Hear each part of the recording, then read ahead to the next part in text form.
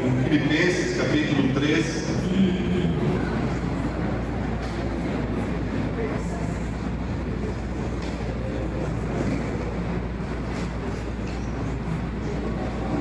E o verso é o 13. Eu quero pedir licença para você que já me ouviu ministrar sobre isso, mas eu estava com uma palavra pronta aqui e o Espírito Santo me tocou para fazer algo diferente nesta noite. Então creio que tudo está no controle do Senhor. Filipenses 3, 13, Filipenses capítulo 3, verso 13 e 14. Irmãos, quanto a mim, não julgo que eu haja alcançado, mas uma coisa faço, e é que, esquecendo-me das coisas que atrás ficam, e avançando para as que estão diante de mim, prossigo para o alvo, pelo prêmio da soberana vocação de Deus em Cristo Jesus. Diga amém. Feche os seus olhos por um instante. Pai querido, em nome do Senhor Jesus, nós colocamos os nossos corações, papai, na tua presença, pedimos que somente o teu Espírito Santo tenha acesso a cada vida, a cada coração nesta noite, papai, que o teu Espírito Santo possa comunicar a Deus a tua mensagem aos nossos corações. Nós repreendemos tudo aquilo que não provém do Senhor, colocamos por terra toda obra contrária, em nome de Jesus. Amém. Glória a Deus. Querido, você lembra dessa ministração? Me lembra daquela história do terremoto lá em Lisboa? Nos ditos lá de 1700, houve um terremoto lá em Lisboa, devastou a cidade na época, e o rei foi muito sábio.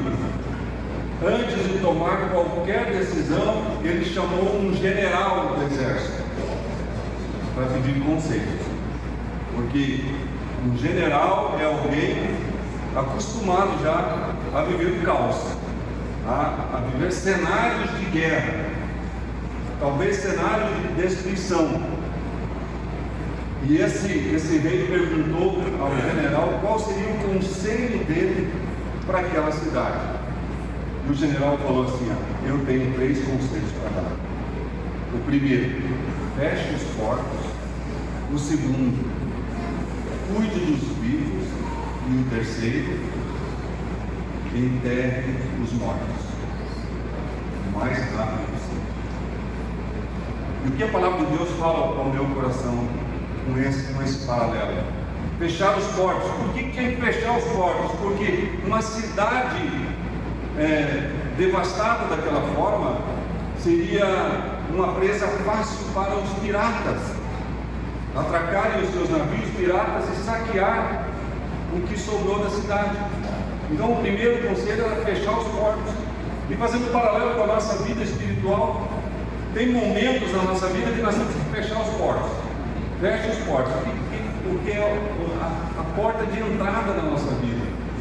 E principalmente no momento de caos, principalmente no momento de dificuldade da nossa vida. Quando nós estamos passando por dificuldade, qual que é o desejo do coração? É colocar isso para fora, e acabamos pedindo conselhos, acabamos conversando com quem não está preparado para ouvir. E o inimigo trabalha, Satanás, ele trabalha com informação. Então não dê informação para o inimigo.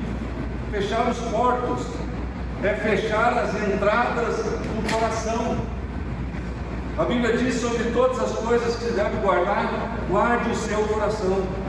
Ah, pastor, eu não consegui ligar para você. Pastora, o meu líder de céu, eu não consegui ligar. Espere no Senhor. Não saia abrindo o teu coração em qualquer lugar. Talvez tenha um grande amigo lá no seu trabalho, mas ele não serve a Deus. Ele é muito inteligente naquilo que ele faz lá na empresa, mas não tem sabedoria que vem do alto, sabedoria que vem do alto. Eu já ouvi pessoas pedindo conselho no trabalho assim: o meu casamento está ruim, meu casamento não está legal, E a pessoa fala assim: separa desse homem, vai embora, separa dessa mulher. Você é bonito, você é bonita, você é jovem, você tem coisa melhor para você. Isso é um conselho de Satanás, irmãos. Então nós temos que fechar os portos. Está passando por problema, está com dificuldade, a tua cidade interior está com dificuldade. Espera no Senhor, igreja. Espera no Senhor. Então esse foi o primeiro conselho do general ao rei. E o segundo conselho, ele falou: cuide dos vivos. Por que cuidar dos vivos? Porque cuidando dos vivos ele estaria preservando o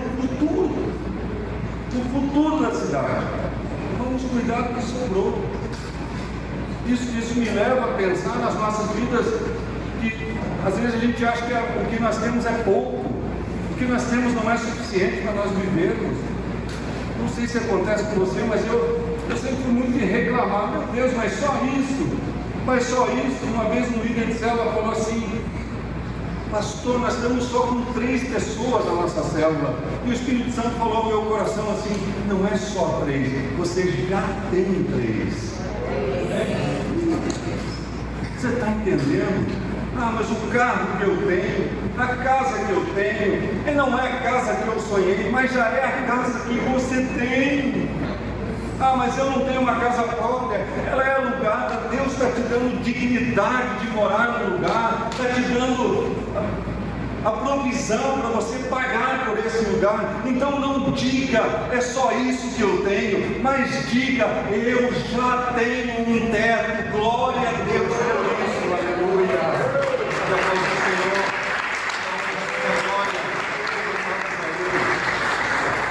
No meu carro de manhã tinha um pastor amigo, ele tinha uma caminhonete que ia para o Ceasa. Ele tinha uma banquinha de frutas e verduras, e ele tinha que ir para o Ceasa todo dia, 3h30 da manhã. 3h30 da manhã. Meu Deus, nem o relógio não tinha acordado ainda nessa hora. E ele tinha que sair, mas naqueles dias de frio. Naqueles dias de frio, de geada, que meia-noite, 10 horas da noite, um dia nós saímos da célula lá na casa da Salete, era 10 horas da noite, naquele frio, o meu carro já estava com gelo em cima.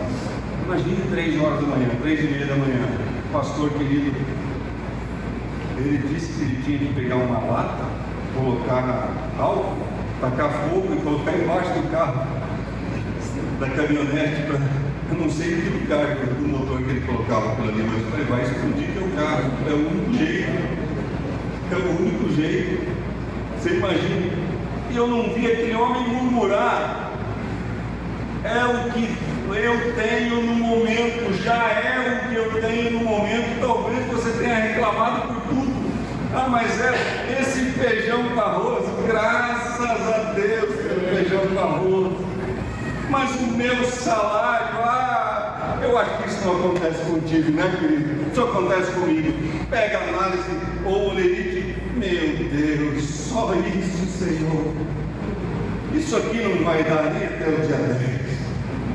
Não profetize a desgraça, igreja do Senhor. Profetize a bênção, a multiplicação. Pegue a tua análise do trabalho lá de salário, do olerite, e diga: eu já tenho esse salário, e Deus vai me dar um emprego melhor para a glória do nome dele, aleluia. Eu declaro sobre a minha vida multiplicação, aleluia. Você está entendendo nesta noite? Cuide dos vivos, preserve o teu futuro, cuidando do que você já tem. Você já tem esse carro, você já tem essa casa, você já tem esse filho, já tem esse marido, já tem essa esposa. Graças a Deus por isso. Comece a glorificar a Deus por aquilo que você já tem. Comece a glorificar a Deus. Glorifique ao Senhor. Lembra quando Jesus multiplicou os pães? Ele recebeu ali 5 pães e 2 peixinhos e levantou ao céu e não falou assim: e agora, Deus, olha o tamanho do povo que está aqui, olha a quantidade de gente aqui, o Senhor manda só isso para mim. Não, Jesus pegou aquele lanchinho Big Mac feliz do menino, levantou ao céu e deu glórias a Deus. Já temos isso nas mãos, aleluia. E ele começou a repartir, porque um coração grato atrai o favor de Deus. Um coração generoso gera multiplicação, aleluia, aleluia. Como Deus é bom, Ele testa a nossa fé, irmãos, Ele testa a nossa fé porque Ele quer nos ver crescer, igreja do Senhor. Deus quer te ver crescer, avançar, Deus quer te ver bem, feliz, mesmo na adversidade, aleluia. Paulo e Silas na cadeia, apanhando, presos e cantando, glória, glória, aleluia, glória, glória, aleluia. Não sei se era isso, né? Você está me entendendo nessa noite? Glorificar a Deus é o segredo, mesmo com dor de cabeça, mesmo na adversidade, mesmo parecendo que as coisas não vão bem. Simão Pedro disse para Jesus: tentamos a noite toda e não pegamos nada, mas sob suas palavras nós vamos lançar as redes. Irmão, o que comunica isso ao teu coração? Que ele estava dizendo assim: a coisa está feia, a coisa não está boa, mas eu creio na tua palavra, mas eu creio no Senhor. Não é negligenciar o momento, não é negligenciar que você está passando por um tempo ruim, não é negligenciar que você está passando por uma dificuldade. Ah, não, tudo bem, não, mas é Senhor, Senhor, eu quero estar no Senhor. Olha, eu já tentei pescar a noite toda, sou bom nisso, mas se o Senhor está falando, sobre as tuas palavras nós vamos lançar as redes. Isso é fé, irmão. Isso é fé, meu irmão. Isso é fé, minha irmã. É saber, é crer no Deus que você serve. Está difícil, não está fácil, mas vai mudar em nome de Jesus. Esse cenário vai mudar para a glória do nome do Senhor Jesus. Você pode levantar a mão alto, glorificar o nome dele. Você pode aplaudir o nome dele nessa noite, porque ele é bom. Aleluia, aleluia. Aquele rei foi muito sábio. Ele era rei, irmão. Ele podia tomar a decisão que ele desejasse, e todos iriam ajudá-lo, mas ele pediu ajuda. Irmão, isso comunica algo ao meu coração e tem que comunicar ao seu também. Tem que deixar o orgulho de lado. Tem momentos que a gente tem que entender que nós precisamos de ajuda. Mas eu sei tudo, eu sou rei, eu que mando, eu sou o cara. Não, querido, não, querido, você não é o cara. Não, querido, não, nós não somos o cara. Nós dependemos de Deus. Então tem momentos que você tem que pedir ajuda para alguém. Lá no teu trabalho, tem momentos que você tem que pedir ajuda para alguém. Tem momentos que você tem que pedir ajuda para alguém dentro da sua casa. Esposa, vem cá, vamos orar junto. Meu esposo, vamos orar junto, porque eu estou sentindo que a coisa não está legal. Vamos orar junto. Filho, vamos orar, filho. Peça ajuda, irmão. Peça ajuda. Não tente resolver tudo sozinho, que talvez o peso seja muito árduo e você não consegue resolver sozinho. Deus não te fez e Deus não me fez para caminhar sozinho. Mas Deus nos criou para viver em comunidade. E não é só para tomar café juntos. É para nós vivermos juntos, é para nós compartilharmos as coisas de Deus juntos. E nós ajudarmos uns aos outros.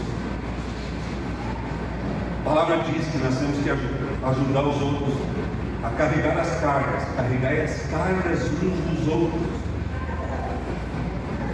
E às vezes essa carga não é e puxar tijolo por mão, também pode ser, mas é orar junto. Estamos juntos, estamos orando, estou orando por você. Estamos orando, estamos intercedendo por tua família, estamos intercedendo por você. Você está me entendendo nessa noite? Que nós não sabemos tudo, nós não temos domínio de todas as coisas. O rei não tinha domínio de todas as coisas e ele entendeu que ele precisava de ajuda. Preciso de ajuda. E aí qual foi o conselho? Feche as portas, cuide dos vivos e enterre os mortos. Quem enterrar os mortos? Porque cadáver ao céu aberto, além do mau cheiro, iria proliferar doenças, ia adoecer ainda aqueles que estavam vivos. Então enterrar os mortos, enterre os mortos. E o que a palavra comunica ao meu coração é que na minha vida espiritual eu preciso enterrar os mortos. O texto que acabei de ler é o apóstolo Paulo, mesmo entendendo que tem que abrir mão de muitas coisas. Leia o capítulo 3 de Filipenses e você vai ver o currículo de Paulo. Como ele era muito bem colocado, poliglota, hebreu de hebreus, era muito bem colocado, talvez tinha um excelente salário. E a palavra mostra que ele renunciou tudo isso por amor a Cristo. E aí ele diz: eu ainda não alcancei todas as coisas, mas uma coisa eu faço. Que legal isso. Olha, eu ainda tenho que caminhar muito. Talvez a conversa seria essa. Eu ainda tenho que aprender muito, Paulo falando, mas uma coisa eu faço. Uma coisa eu já estou fazendo. Eu estou me esquecendo das coisas que ficaram para trás. Porque eu tenho alvo. Quantos têm alvo na sua vida? Quantos têm projetos? Então, tem algumas coisas que você precisa deixar para trás. Tem que enterrar alguns mortos, enterrar alguns cadáveres. Irmão, pesado falar isso, mas eu passei muitos anos da minha vida carregando defunto nas costas. Pastor, você era coveiro? Não. Eu acho que eu já carreguei um cemitério todo nas minhas costas. Porque eu não queria deixar o passado, não queria deixar as coisas lá de trás, trazendo ao coração. A palavra de Deus diz assim, que nós precisamos trazer à memória aquilo que nos dá esperança. Traga à memória aquilo que te dá esperança. Não é levantar de manhã, colocar água para fazer o café e pensar assim: puxa, fui abandonado. Puxa, eu fui abandonado. Tem que fazer o café. Vou tomar café sozinho. Não, querido, traga à tua memória aquilo que te dá esperança. Esperança do quê? Esperança de viver, esperança de melhorar, esperança de avançar, de olhar para o alvo e prosseguir para esse alvo. Como Paulo estava dizendo, eu prossigo para o alvo, pelo prêmio da soberana vocação de Deus em Cristo Jesus. E ele sabia que se ficasse pensando no que perdeu, acaba se perdendo. Quem olha para trás, quem fica olhando para trás, perde o carreiro. Legal essa, né? Bacana. É um carreiro, querido. Se você fica olhando para trás, mas olha o que me aconteceu, olha o que fizeram para mim, se perdeu no carreiro. Ele vai ter que achar o carreiro de volta, perdeu tempo. Poderia chegar antes na bênção. Meu Deus, irmão, você podia ficar sem essa, né? Que bom que você está aqui. Que bom que eu vim para esse culto. Aleluia! Eu fui roubado, me enganaram. Aí eu fui traído, eu fui molestado, aí eu fui abandonado. Perdendo carreira, querido. Não perde carreira da bênção. Não perde carreira da salvação. Era isso que Paulo estava comunicando através da Bíblia. Olha, eu estou esquecendo que ficou para trás. Porque tem coisa mais importante que ficar chorando. Tem coisa mais importante do que ficar trazendo à memória aquilo que é ruim.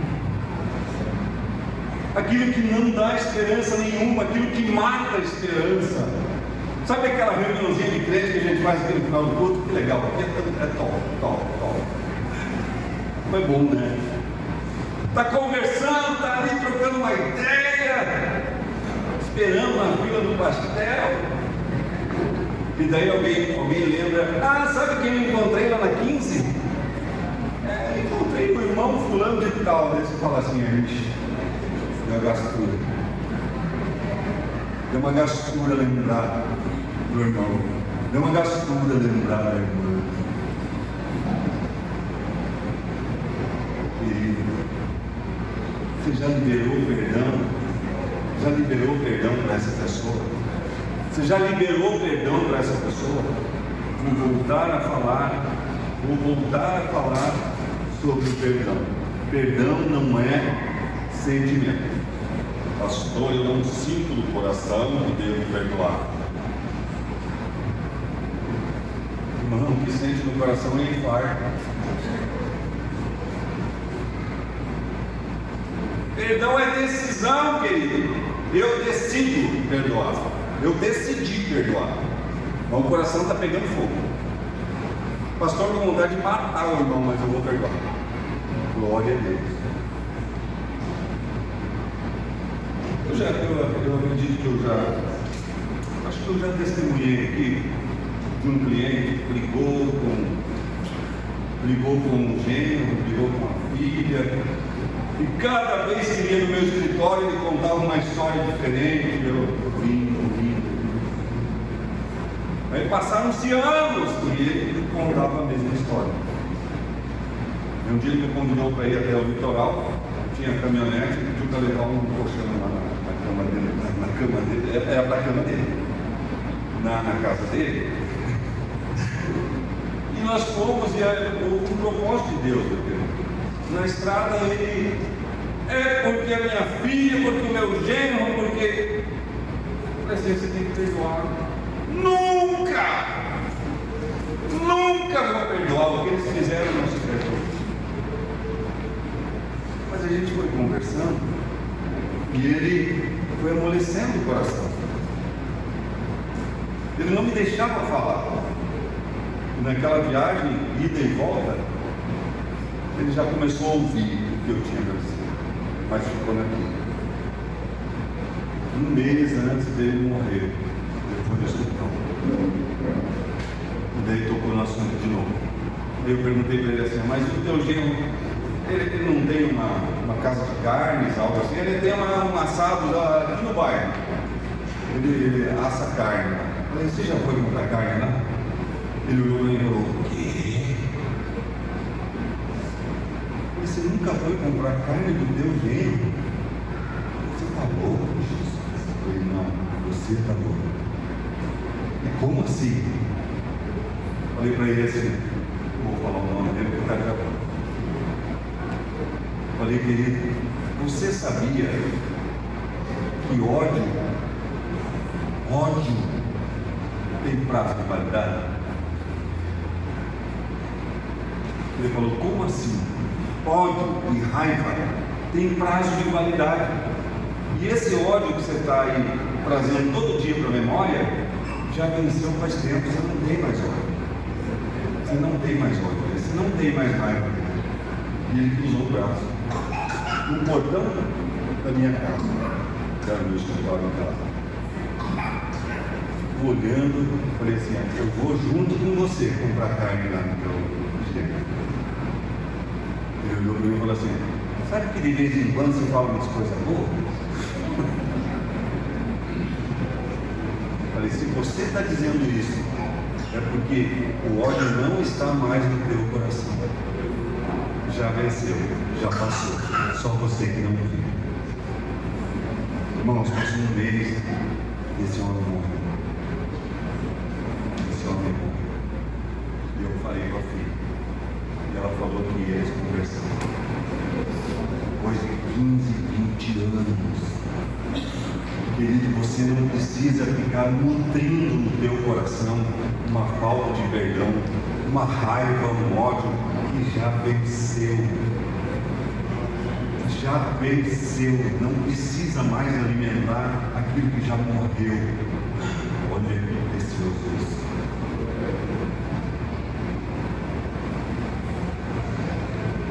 Já teve a experiência de um petzinho teu morrer, um cachorro, um gato, e aí você continua dando ração para ele? Você continua dando ração para ele? Você continua dando ração para o gato, para o cachorro, depois que ele morreu? Não. Eu tenho certeza que dentro do teu coração, se tem algo nesse nível, como eu acabei de ministrar a vida do meu cliente, eu quero te dizer nesta noite, essa raiva, esse ódio, essa coisa já passou, irmão. Você não tem que ficar nutrindo ele, não tem que ficar lustrando ele, esse é meu ódiozinho de estimação. Nem o ódio não aguenta mais você.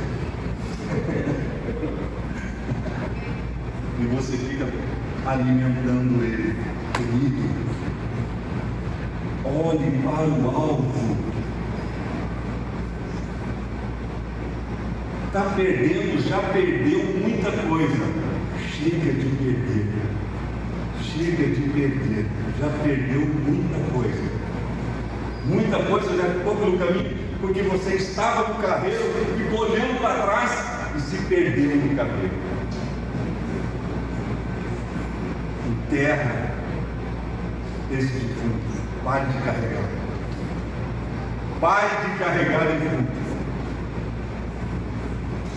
Porque no começo, quando você pega um peso nas costas, você pega assim, até nem é tão pesado. Mas no 10º passo para frente, dobrou o peso. Imagine 20 anos carregando um defunto assim. E ele estava carregando há 20 anos. Mais de 20 anos. E olha o que gera isso, irmão. Converso com a viúva. Sou contador da família. Faz declaração de espólio, faz inventário, distribui lá os bens, e a viúva do telefone. Já velhinha. Gilson, porque era assim, mas eu não consigo perdoar ele. Eu falei, meu Deus. Jesus. E aí, o mesmo discurso para ela. Vou chamar de irmã, tá? Não fala o nome. Irmã, é assim, é assim, é assim, é assim, é assim.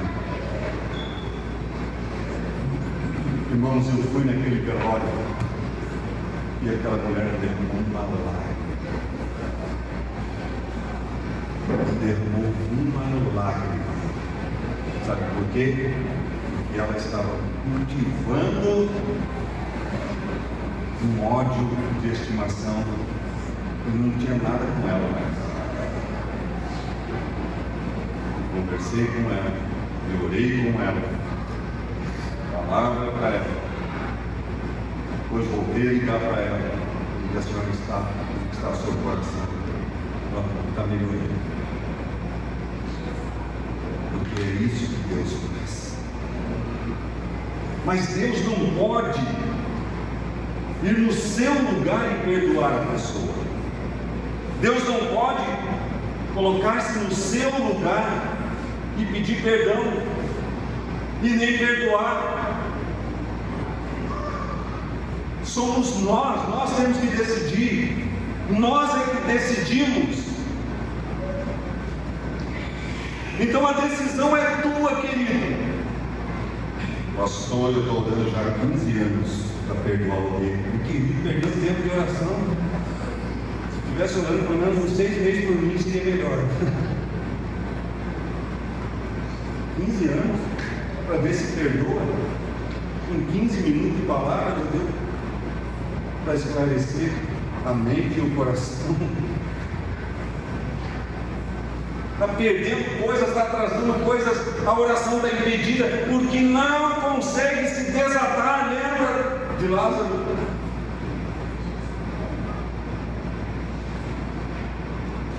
Jesus no sepulcro de Lázaro.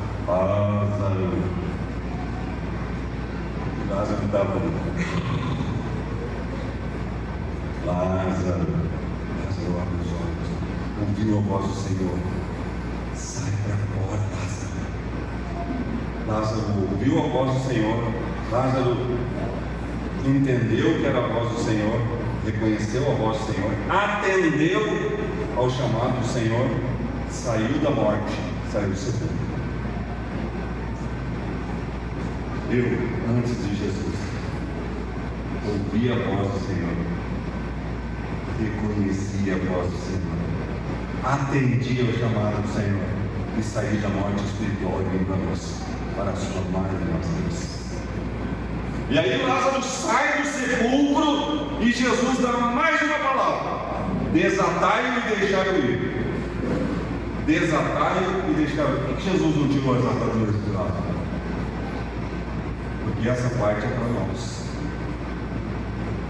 Essa parte é para nós. Naquele tempo, o defunto era envolto em ataduras. Porque Jesus falou desatai. E eu já fiz essa pergunta para a igreja. Vou perguntar de novo: como que você acha que Lázaro saiu lá daquele sepulcro? Como que você acha? Você lê a Bíblia, tem que imaginar. Tem que imaginar. Ah, Lázaro saiu. Saiu virando estrelinha. Estou vivo. Não. Ou ele estava deitado e saiu rolando, ou ele deu um jeito de levantar e saiu um pouco lá ali para eu engordei 8 quilos.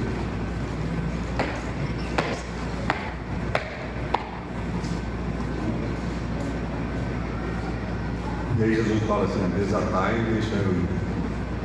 Alguém foi lá e tirou a atadura dos olhos dele, porque ele deixou tirar as ataduras dos olhos. Ele poderia continuar atado, ele poderia continuar com aquelas ataduras e ir para o céu, irmão. Ir para o céu.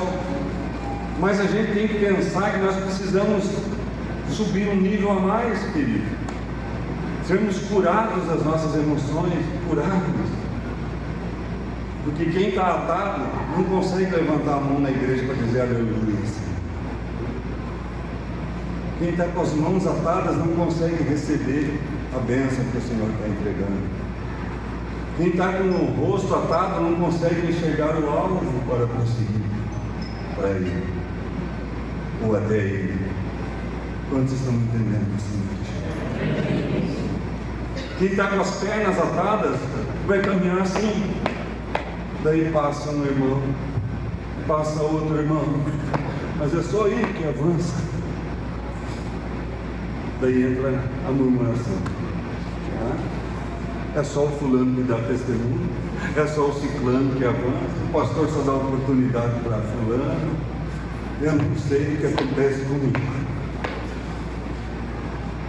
Eu sei que você não se permite ser corrigido, porque tirar a atadura de 4 dias já de morto. Quem já caiu, já se ralou e colocou ia falar um remendo, quem colocou um curativo,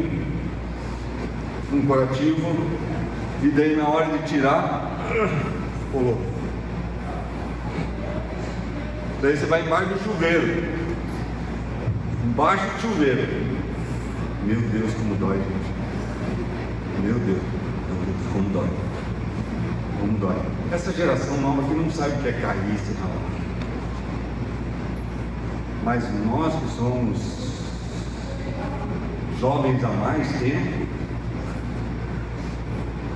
a gente andava de carrinho de rolimã, andava de bicicleta, jogava bola na rua, fazia as travinhas na rua, corria na rua, daí tropeçava na pedra, né, irmão? A unha do dedão abria que nem a tampa do capô de um carro, assim. Ia chorando para casa, a mãe passava metiolado, aquele bom, aquele gostoso. E aí colocava um curativo e aquele curativo colava. Que delícia, né, gente? E aí tirar embaixo do chuveiro. Aprendia a uivar de tanta dor. Então tirar a atadura dói, porque as ataduras espirituais nos confrontam. A palavra de Deus nos confronta. A palavra de Deus fala para nós andarmos em santidade, em retidão. A palavra fala de perdão, fala de amar o próximo, mesmo que ele não esteja tão próximo. A palavra fala que nós temos que orar uns pelos outros. A palavra diz que é fácil orar pelo amigo, nós temos que orar pelo inimigo. E não é para orar para ele morrer, é orar para ele prevalecer.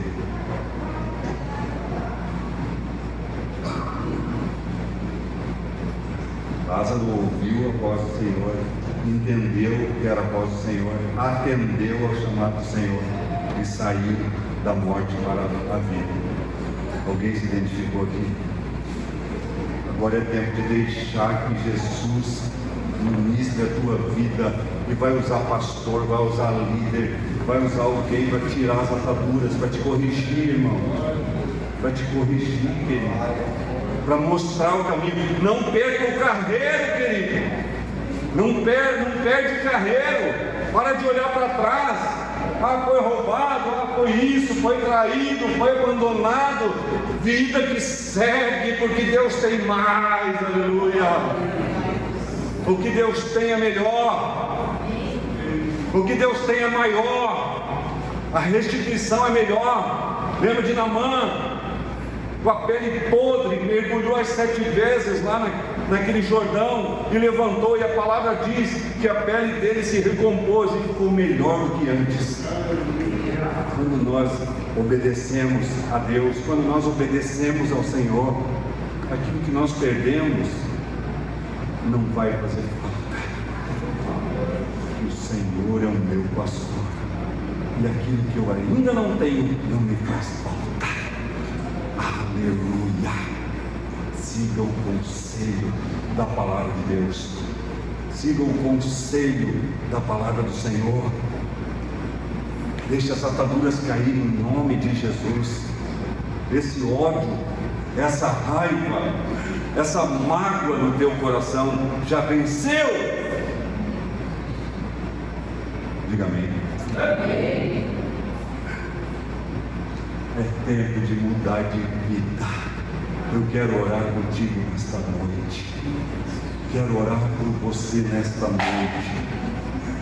Eu quero orar por tua família, orar pelo teu coração nessa noite, porque Deus tem coisas maravilhosas para derramar sobre a sua vida. Fique em pé, por favor. Aleluia, Deus.